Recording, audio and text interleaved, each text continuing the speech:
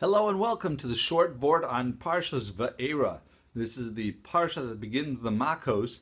But before we get there in Perek Zayin Pasuk Tes, it says, as Moshe and Aaron are talking to Paro, V'amarta Aaron, say to Aaron, Kach es matcha v'ashlech lefnei Paro yihi lesanim.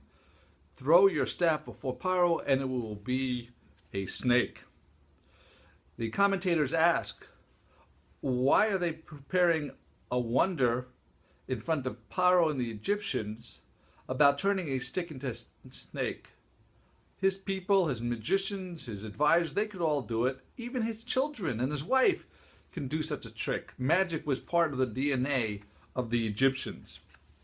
So in Be'er Yosef, Rav Salat says that the goal of changing the stick into a snake was not to show the power of magic, but to make a allegory, to make a lesson for Paro to learn that they're doing something wrong.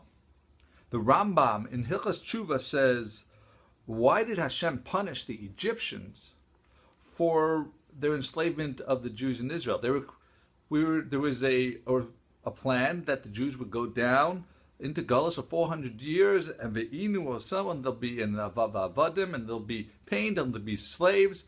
So why should they be punished? So the answer for that is because they made them serve bafarech, with hard work. They try to kill them. Then they threw the boys into the water. All these things were beyond the level of what they were supposed to do. Also, they were not told that they would be the ones to do it. They chose to be the ones, and they went beyond the letter of the commandment. If they'd just done the level of avoda and inoy, a more modest level of pain, that would not have caused the punishment. So what Hashem is saying is, you should have been like a stick, the stick of Hashem, Mate Elokim, the stick of God. A stick, when you hit with something, it doesn't add to the level that you are using to hit with. It doesn't have a mind of its own. It just hits the level of power that you use. So too, they should have just done only that level of what Hashem commanded, not beyond that. And being beyond that, that's considered being a nachash, that has its own mind and does something. So the reason why it's compared to nachash is, according to, there's a medrash that says that in the end of days, when they'll come to the fox, they'll say, the fox, it tore up other animals, but it ate, it benefited. The lion, it pounced on animals, and it ate it, and it benefited. But you, the snake, when you bite people, you don't even benefit. You're not eating it. It tastes like dust.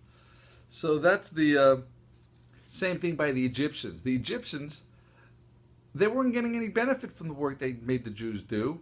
Pison and Ramses, these were cities that would fall into the ground. They'd collapse. They would dissolve. So you weren't getting a benefit. You were just making busy work for the Jews, just like a snake. So therefore, when they threw down the staff, it's saying that you should have been only punishing the Jews the level of Mate Elokim, and instead you turned out punishing them more than was planned, like a snake, and that's what the allusion to is. Subscribe to us on YouTube, DvarMan2. Feel free to contact with your feedback. Thank you for listening. Have a wonderful week and a wonderful Shabbos.